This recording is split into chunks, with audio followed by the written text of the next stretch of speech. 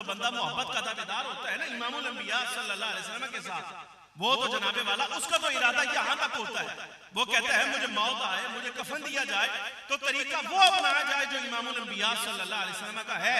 अगर बंदा अपने इत्तेकाद में सच्चा हो, अपने इत्तेकाद में सच्चा हो, तो बारी ताला जल्ल व अला की रहमत शामिल हाल होती है। अल्लाह तबारक व तआला जल्ल व अला जरूर फजल फरमाता है।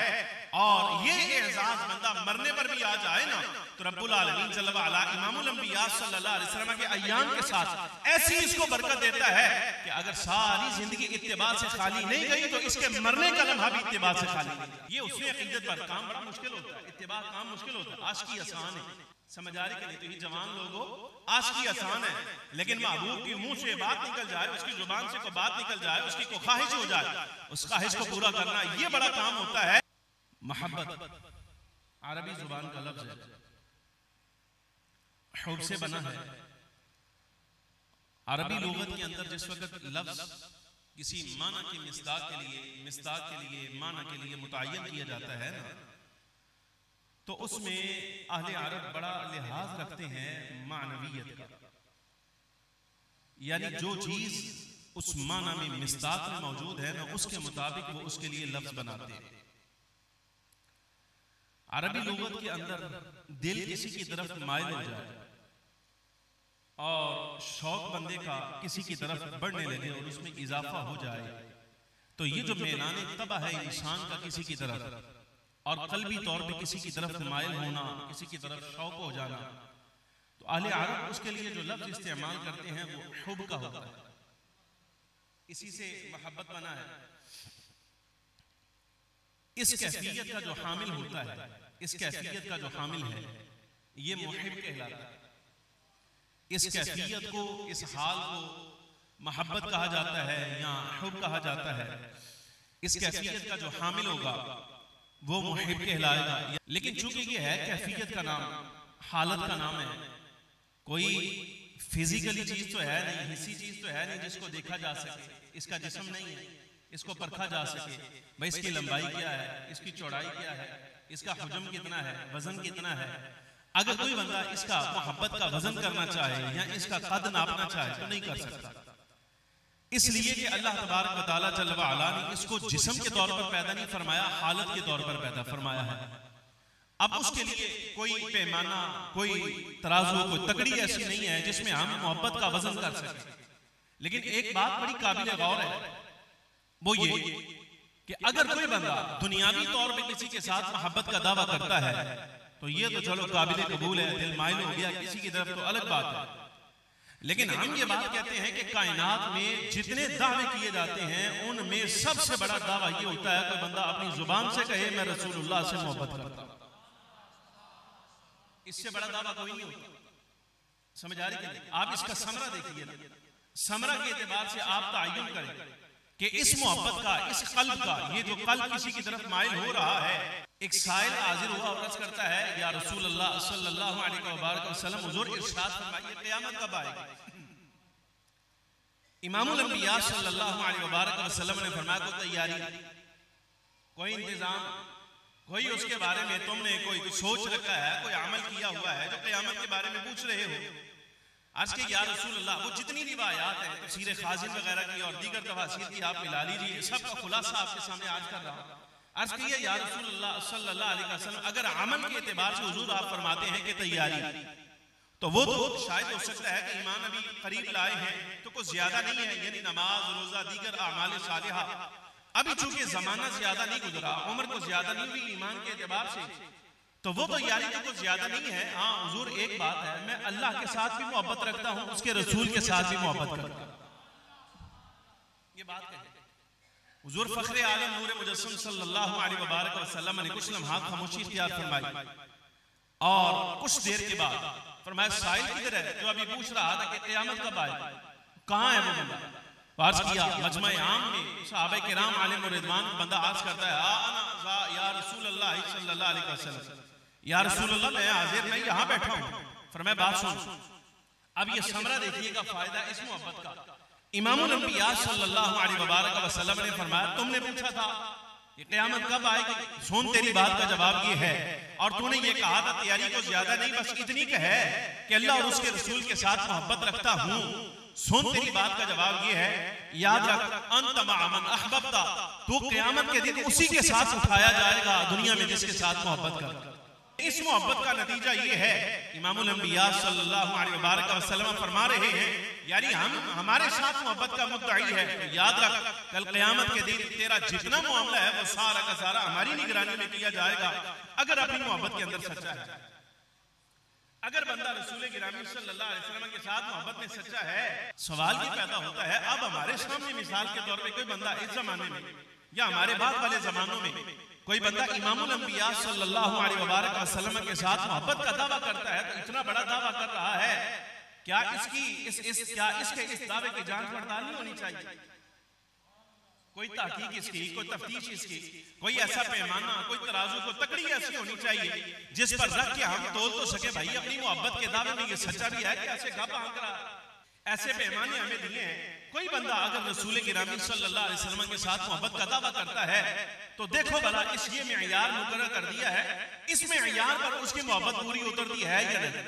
अगर उसकी मोहब्बत इस मेयार के मुताबिक है तो मतलब ये अपने दावे में सच्चा है, और अगर इस मेयार पर उसकी मोहब्बत पूरी नहीं उतर रही तो याद रखना जुबानी कलामी दावेदार है महज, इसके दावे का हकीकत के साथ कोई ताल्लुक नहीं। अब वो जिस वक्त मेयार हम देखते हैं ना, हैं कई, हमारे बुजुर्गों ने कई नकल किए हैं, लेकिन मैं सिर्फ एक आपके सामने पेश करके ना पूरा निभा कर इसको कोशिश करता हूँ, तो सिर्फ मुझे उम्मीद है कि मेरा वक्त पूरा हो जाएगा।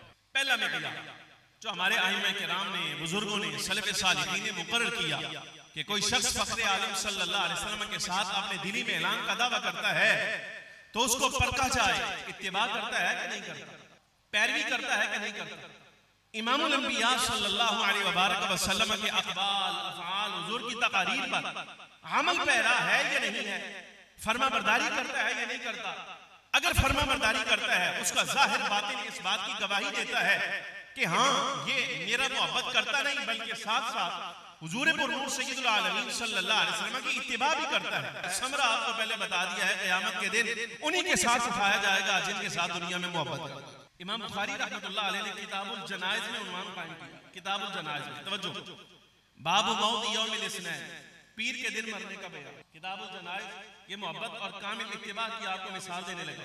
किताबुल जनाइज़ बाब मौत यौमिल इस्नैन, और इमाम बुखारी जिस वक्त उन्वान कायम करते हैं ना, तो हमारे शारीन फरमाते हैं वो मेरा उन्वान नहीं होता, बल्कि समझो कि उन्होंने अपना इज्तिहाद जो है ना, जान तोड़ कोशिश ये उन्वान कायम करने में लगा दिया। इमाम बुखारी अपनी कोशिश लगा रहा, गुड़ियां गल्ला, लेकिन तवज्जो रखो, आएगा लुत्फ आएगा।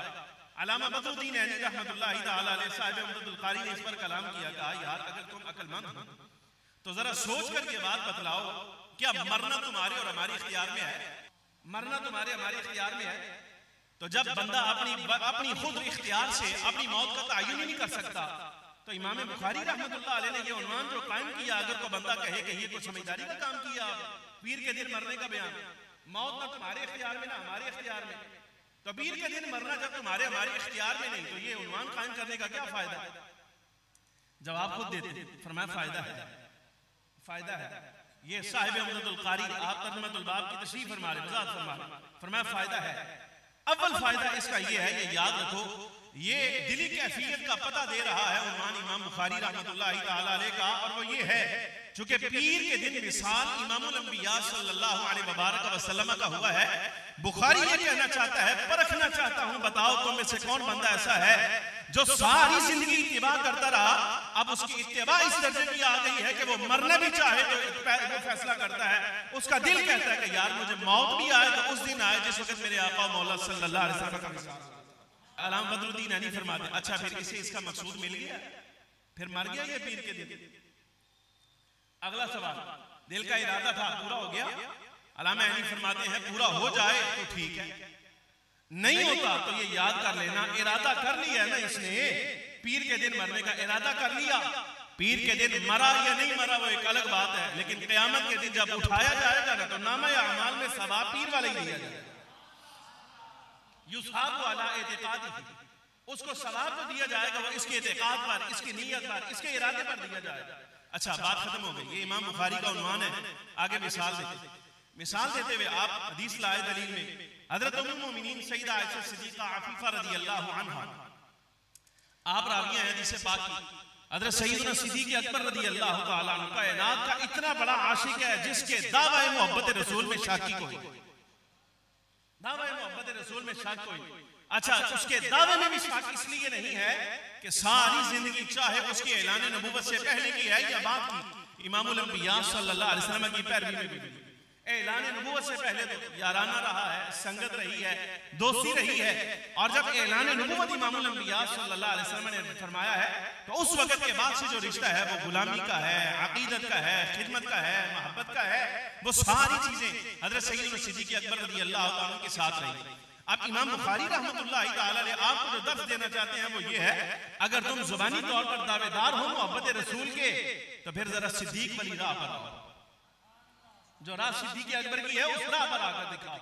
अच्छा, आप फरमाते हैं हदीस से बात है, हजरत उम्मुल मोमिनीन सैयदा आयशा सिद्दीका आफीफा रज़ियल्लाहु ताला अन्हा आप फरमाती हैं, पीर का दिन था, मैं अब्बाजान की खिदमत में हाजिर हुई, नज़ा की कैफियत लम्हात चल रहे थे, तो जब होश आया ना कुछ थोड़ा सा नकाहत, कमजोरी, बीमार होने के सबब से, तो आप होश में आकर ना फरमाते, बेटी आयशा एक बात का जवाब तो दो, ये इमामुल अंबिया सल्लल्लाहु अलैहि वसल्लम को तुमने जो कफन दिया था वो कितने कपड़ों में दिया था?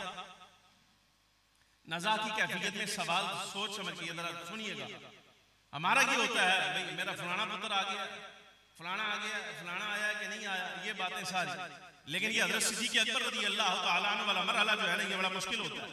होश आया तो पूछा इमामुल अंबिया सल्लल्लाहु अलैहि वसल्लम को कफन कितने कपड़ों में दिया था?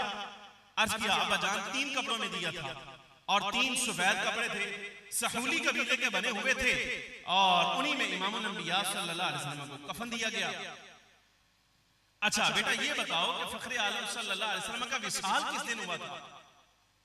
अब्बाजान पीर के दिन इमामुल अंबिया सल्लल्लाहु अलैहि वसल्लम ने विसाल फरमाया था।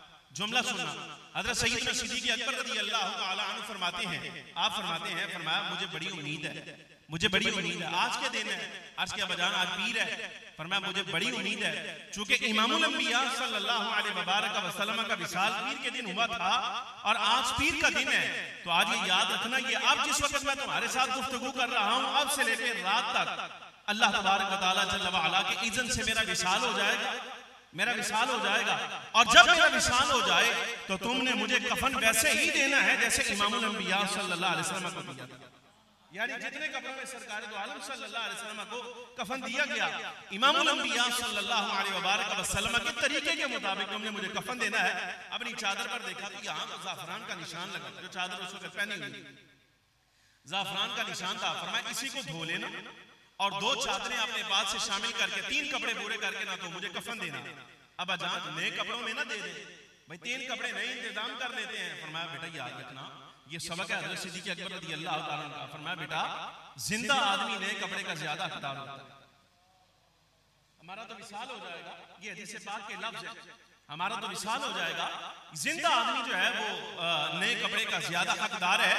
अच्छा इतनी बात आपने इरशाद फरमाई, रात मगरिब से इशा के दौरानिए में आपका विसाल हो गया। मेरा यकीन करें दिल करता था कि मैं बदरुद्दीन ऐनी की कब्र पर खड़ा होकर ना कोई एक मरतबा कब्र को बोसा दूं, सलाम पेश करके ना, और आप यकीन जाने जो बातें वो करके आया ना इस मौजू पर, वो कलम तोड़ बात। अल्लामा ऐनी रहमतुल्लाहि ताला अलैह को बेशुमार सलामी अकीदत है। फरमाया ये हदीस बात मुकम्मल हो गई ना यहाँ पर, आप फरमाते हैं ये देखो फिरासत सिद्दीकी है। ये नज़ा की कैफियत में भी हज़रत सिद्दीक़ अकबर रज़ियल्लाहु ताला अन्हु की फिरासत का तुम अंदाजा करो कि उन्हें मालूम है मैंने जब से होश संभाला था तब से लेके ऐलान नबूवत तक और ऐलान नबूवत से लेके फिर विसाल तक, अपने विसाल तक मेरी सारी जिंदगी हुजूर पुरनूर सय्यदुल आलमीन सल्लल्लाहु अलैहि वसल्लम की इत्तिबा में गुजरी, सरकार की पैरवी में गुजरी, हुजूर अकरम सल्लल्लाहु अलैहि वसल्लम की फरमा बरदारी में गुजरी है। आने वाहिद के लिए पलक झपकने के बराबर कभी मैंने इमामुल अंबिया सल्लल्लाहु अलैहि वसल्लम के खिलाफ नहीं किया। जब सारी जिंदगी मेरे इख्तियार में थी, मैंने इमामुल अंबिया सल्लल्लाहु अलैहि वसल्लम की अपने अमल से कोई मुखालफत न की, तो यकीनन अल्लाह तबारक व तआला जल्ल व अला मुझे ये समरा देगा। मेरे मरने के बारे में वक्त के तय्युन का इख्तियार तो अल्लाह के पास है। जब मेरी कामिल फरमा बरदारी इस दर्जे की है तो अल्लाह तबारक व तआला जल्ल व अला सारी जिंदगी जैसे मैं हुजूर की इत्तिबा में रहा हूं, मेरा जो विसाल का वक्त है अल्लाह तबारक व तआला जल्ल व अला वो भी इत्तिबाए नबी से खाली नहीं जाने देगा। मुझे विसाल भी आएगा तो हुजूर वाले दिन आएगा।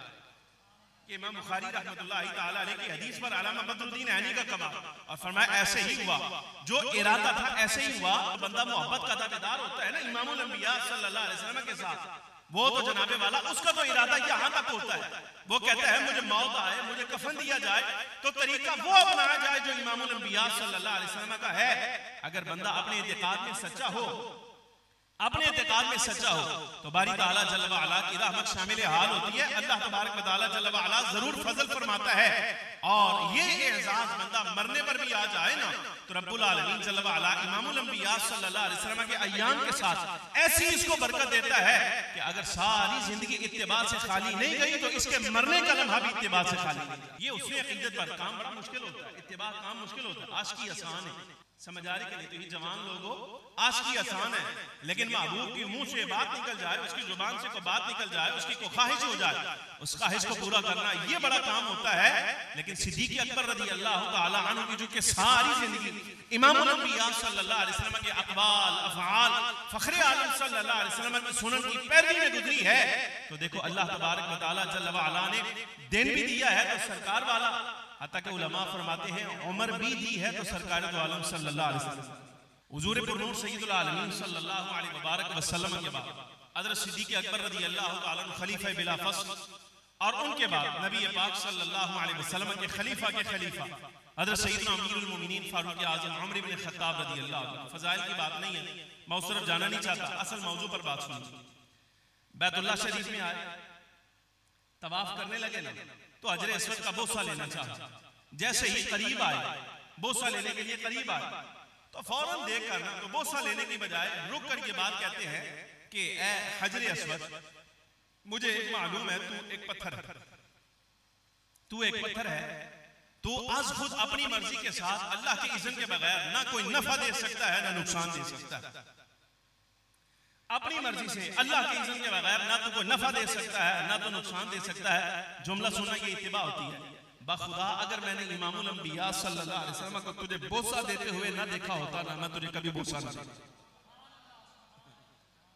ये हदीस पाक है, मिशकात में मौजूद है, सारी आल किताब के अंदर ये हदीस पाक आपको मिल जाएगी। अगर मैंने इमामुल अंबिया सल्लल्लाहु अलैहि मुबारक वसल्लम को बोसा देते हुए ना देखा होता तो बखुदा मैं तुझे बोसा ना देता, इसलिए तुझे बोसा दे रहा हूं। मैंने देखा है इमामुल अंबिया सल्लल्लाहु अलैहि मुबारक वसल्लम तुझे बोसा दिया करते। सुनन नबी दाऊद के अंदर जब ये रिवायत आई ना, तो साहिब मालिम सुनन इमाम खत्ताबी रहमतुल्लाहि तआला अलैहि ने इस पर कलाम किया और आप यकीन जानिए बड़ा कमाल कर दिया।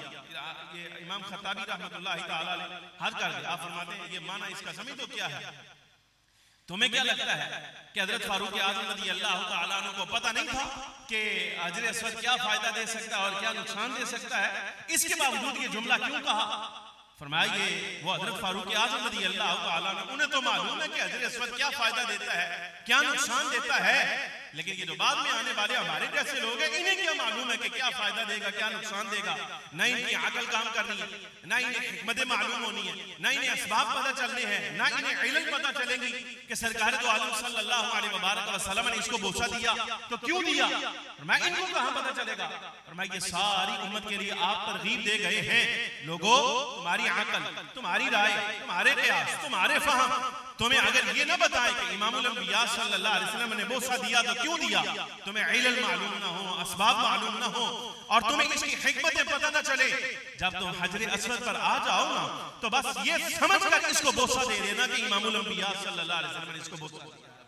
इतना काफी तुम्हारे लिए, इतना काफी, इससे ज्यादा ना सोचना। इसलिए तुम्हारा फहम वहां तक जा ही नहीं सकता जहां इमामुल अंबिया सल्लल्लाहु अलैहि मुबारक वसल्लम आपका अमल है। और ये भी ये इसलिए कि साहिब शरीफ मुस्तफा दाता साहब रहमतुल्लाहि तआला अलैहि के दाता उस्ताद फरमाते हैं अपनी किताब के अंदर, फरमाइए याद रखना इमामुल अंबिया सल्लल्लाहु अलैहि मुबारक वसल्लम का हुजूर का कौल, हुजूर का फेल, अमल, इसकी हिकमतें फकत उन पर जाहिर होती हैं जिन्हें अल्लाह चाहता है।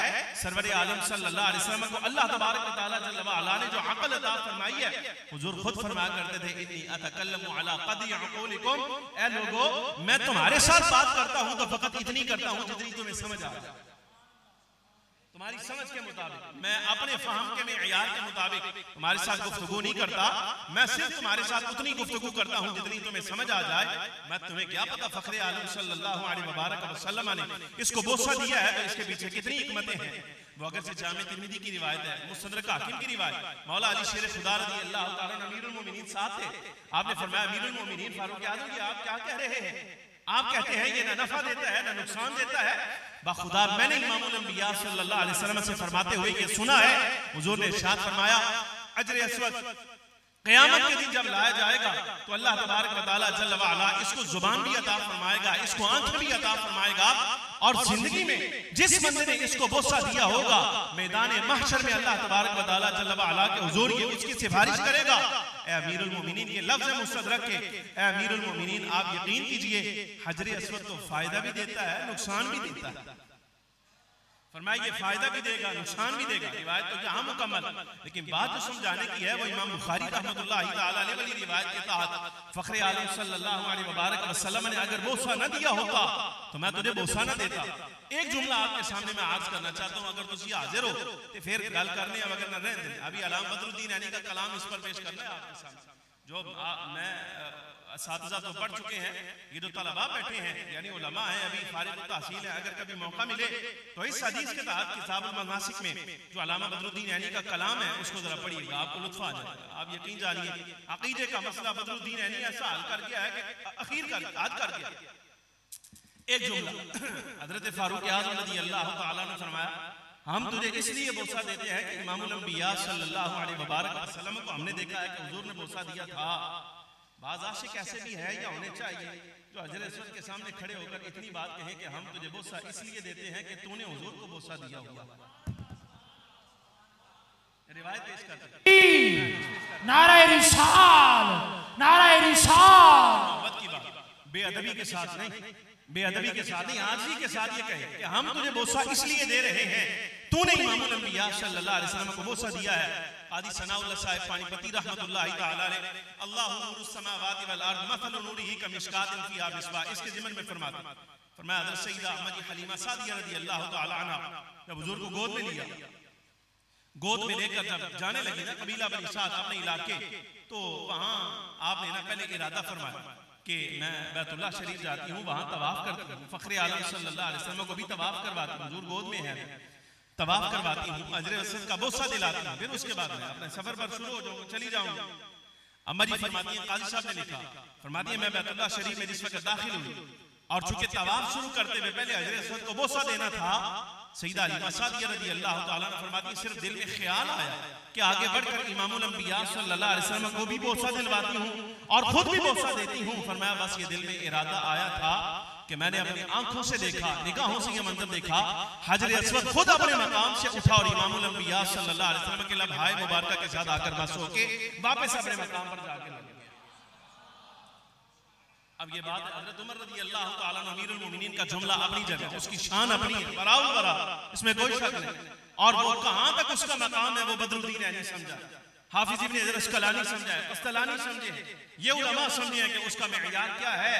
लेकिन बात ये भी बड़ी काबिल गौर है कि अगर हजर अस्वद को इमामुल अंबिया सल्लल्लाहु अलैहि वसल्लम बोसा देते हैं तो वो बोसा देने के लायक है। आप अंदाजा कीजिए कि फ़ख्रे आलम सल्लल्लाहु अलैहि वसल्लम का बोसा, सरकारे दो आलम सल्लल्लाहु अलैहि वसल्लम के दस्ताए मुबारक को चूमना, हुजूर के पाए मुबारक को चूमना, ये कितना आला मेयार होगा। सहाबा किराम ने करके दिखाया, सहाबा तो सहाबा रह गए, जन्नत से आया हुआ पत्थर भी इमामुल अंबिया सल्लल्लाहु अलैहि वसल्लम को बोसा देकर आ गया।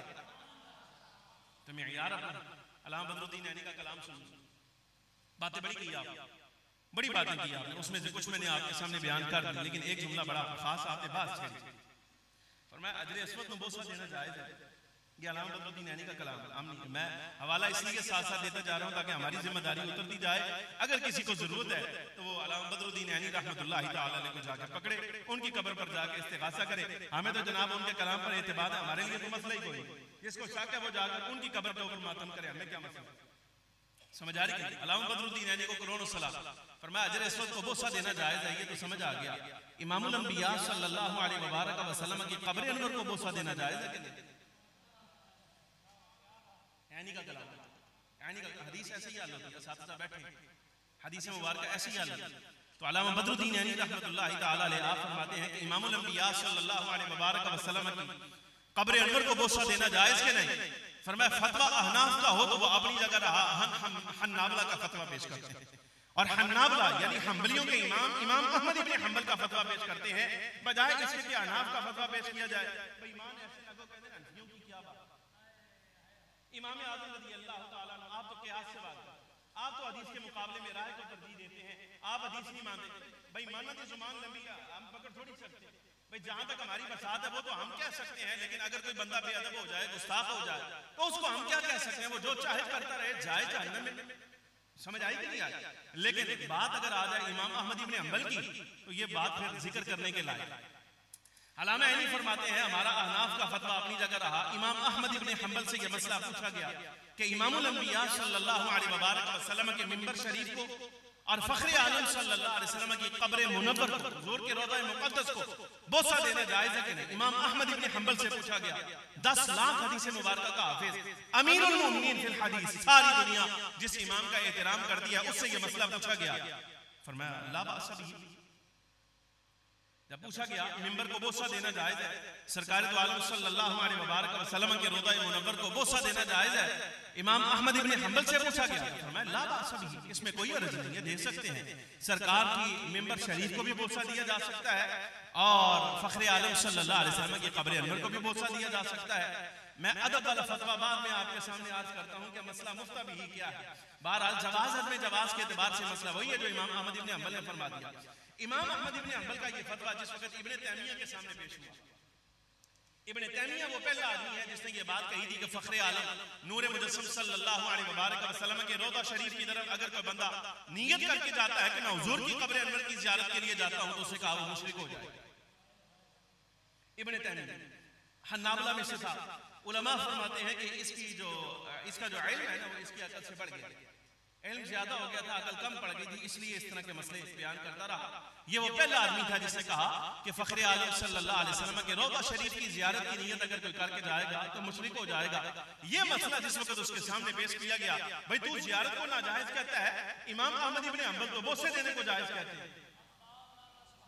जब ये मसला उसके सामने पेश किया गया तो उसने कहा कि इस फतवा के मेरे सामने आने से पहले इमाम अहमद इब्न हम्बल की मेरे नजदीक बड़ी कदर थी, लेकिन मुझे बात समझ नहीं आई कि इमाम अहमद इब्न हम्बल ने ये फतवा कैसे दिया और क्यों दिया। ये बात उसने कही। जवाब देने वाला बंदा को बड़ा प्यार आया जिसने इब्न तैमिया को जवाब दिया। इमाम अहमद इब्न हम्बल का फतवा पूरा हो गया। अब इब्न तैमिया के इस सवाल पर कि मुझे नहीं मालूम कि इमाम अहमद इब्न हम्बल ने ये जवाब कहां से दिया, जब उसने ये बात कही तो सामने जवाब देने वाला बंदा बड़ा लायक था। उसने कहा कि तू इमाम अहमद इब्न हम्बल के बारे में ये सोचता है कि उन्होंने ये फतवा कहां दिया, तुझे क्या मालूम अहमद इब्न हम्बल के बारे में? फरमाया तो इमामुल अंबिया सल्लल्लाहु अलैहि वसल्लम की बात के बारे में सोच रहा है कि अहमद इब्न हम्बल का ये फतवा कहां से आया। कहा तुझे नहीं मालूम उसका उस्ताद कौन है?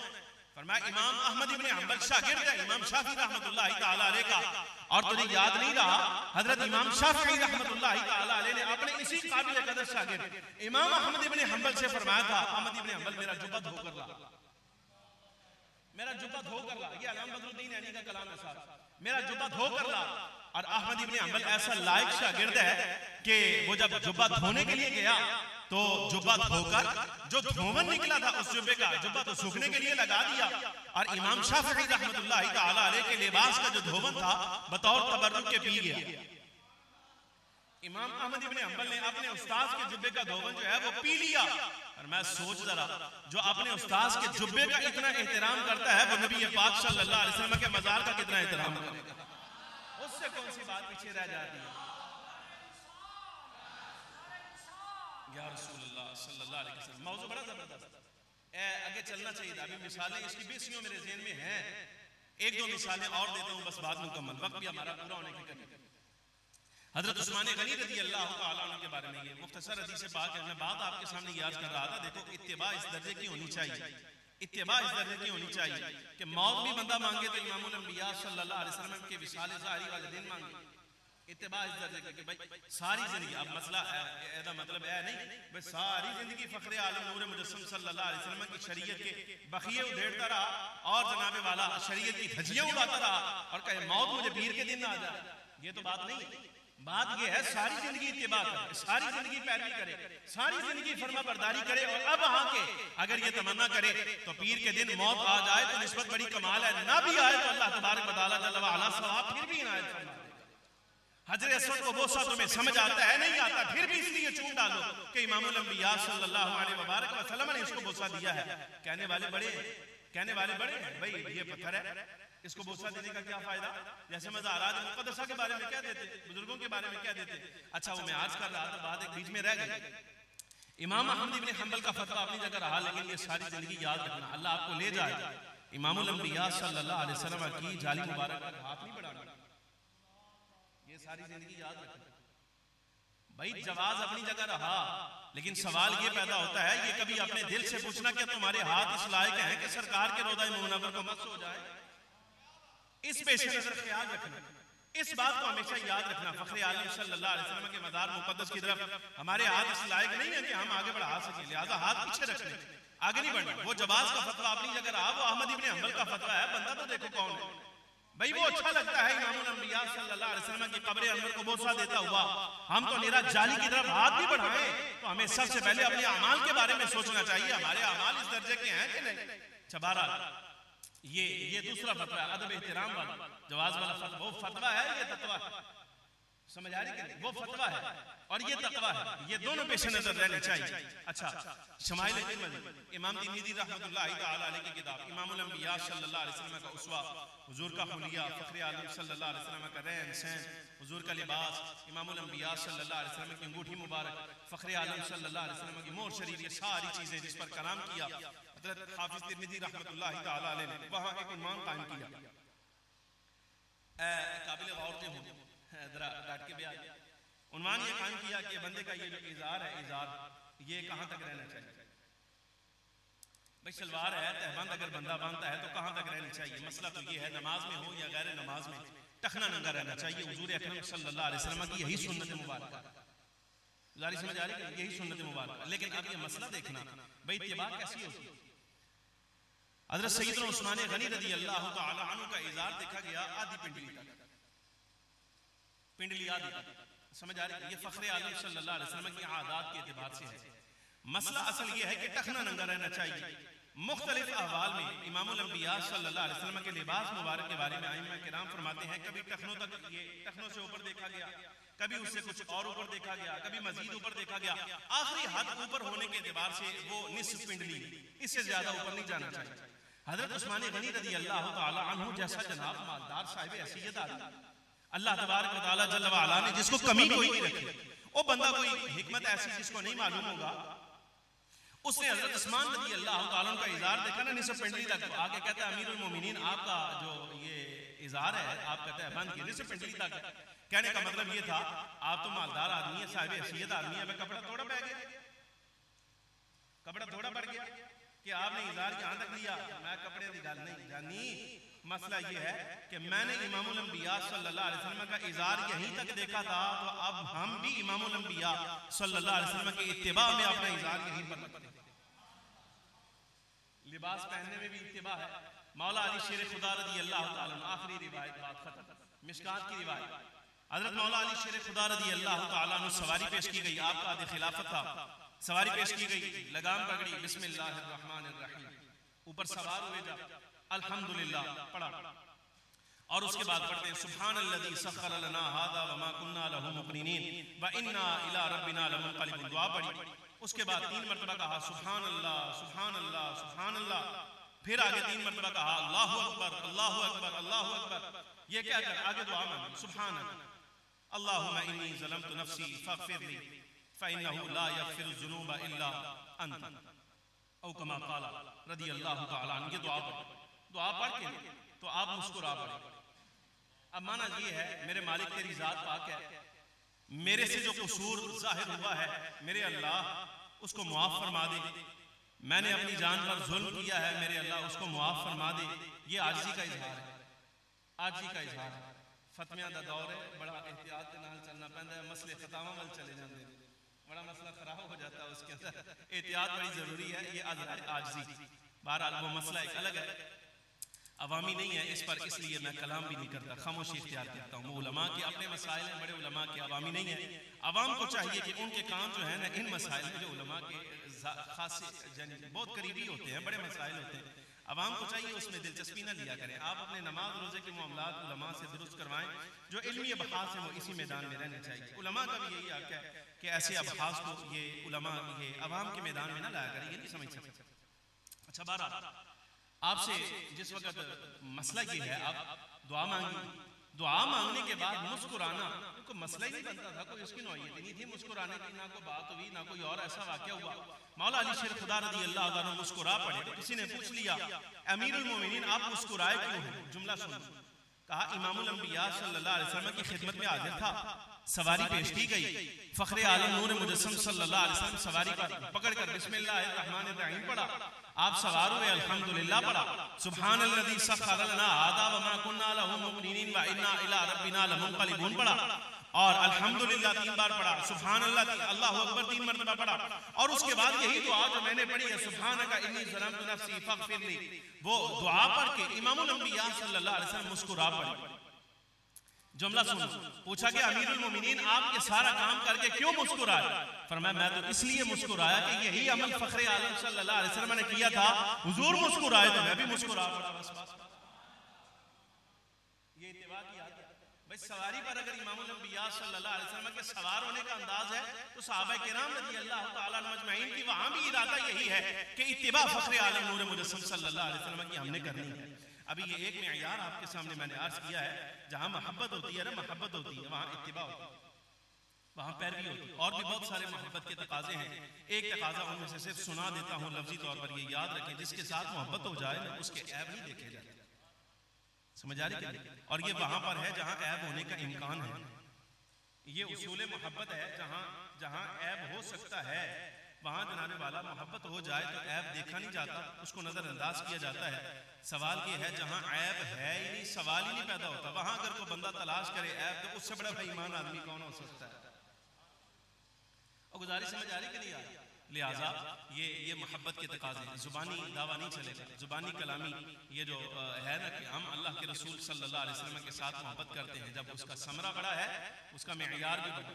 आशिकी आसान है, इत्तिबा बड़ी मुश्किल है। इत्तिबा करो, इत्तिबा करो, इत्तिबा करो इसलिए कि रोज़े क़यामत अगर नबी पाक सल्लल्लाहु अलैहि वसल्लम की मईयत चाहते हो और सुरखरू होना चाहते हो और वहाँ ये चाहते हो कि बारी ताला जल्ल व अला की जनाब में रसूल गिरामी सल्लल्लाहु अलैहि वसल्लम की बारगाह में रुसवाई से महफूज रहो, तो ये हक बनता है कि इमामुल अंबिया सल्लल्लाहु अलैहि वसल्लम की इत्तिबा कामिल सारी ज़िंदगी ज़ाहिरी वज़ाक़ता में तुम्हारा लिबास फ़ख्रे आलम सल्लल्लाहु अलैहि वसल्लम के लिबास के मुवाफ़िक, तुम्हारा रहन सहन, तुम्हारा चेहरा, तुम्हारा उठना बैठना, तुम्हारे बोलने का अंदाज, हर कुछ जो है सब कुछ ये इमामुल अंबिया सल्लल्लाहु अलैहि वसल्लम की इत्तिबा में होना चाहिए। दुआ फरमाइए अल्लाह तबारक व तआला जल्ल व अला जो बातें की हैं वो याद रखने की तौफीक अता फरमाए और मुझे सबसे पहले इस पर अमल की तौफीक अता फरमाए। और मादरत खा हूँ असातिज़ा की मौजूदगी में, बड़े उलमा की मौजूदगी में इतनी बातें करता रहा। व आखिरु दावाया अनिल हम्दुलिल्लाह।